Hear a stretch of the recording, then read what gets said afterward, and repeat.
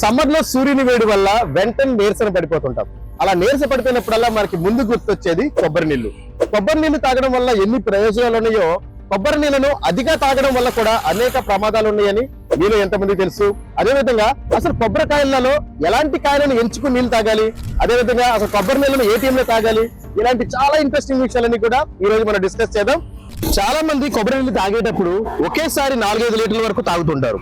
కానీ కొబ్బరి నీళ్లను ఒకేసారి 1 లీటర్ కంటే ఎక్కువ తాగడం వల్ల కూడా చాలా ప్రమాదాలు ఉన్నాయండి. అందులో భాగంగా ముందు కొబ్బరి నీళ్ళలో ఎక్కువ శాతం పొటాషియం ఉంటుంది. మనిషి శరీరంలో పొటాషియం అనేది చాలా ముఖ్యమైనది. అది తక్కువ మోతాదులో ఉండకూడదు, ఎక్కువ మోతాదులో కూడా ఉండకూడదు. సుమారు మనిషి బాడీలో, మనిషి శరీరంలో 3% కంటే పొటాషియం ఉంటే ఆరోగ్యవంతకరమైన జీవితాన్ని గడపచ్చు.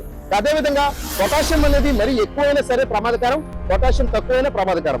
కొబ్బరి నీళ్ళలో ఎక్కువ శాతం పొటాషియం ఉండడం వల్ల ఒకేసారి 4-5 లీటర్లు తాగినప్పుడు ఖచ్చితంగా వాంతులు, విరోచనాలతో కూడినటువంటి సమస్యలు తలెత్తాయని మీలో ఎంతమందికి తెలుసు?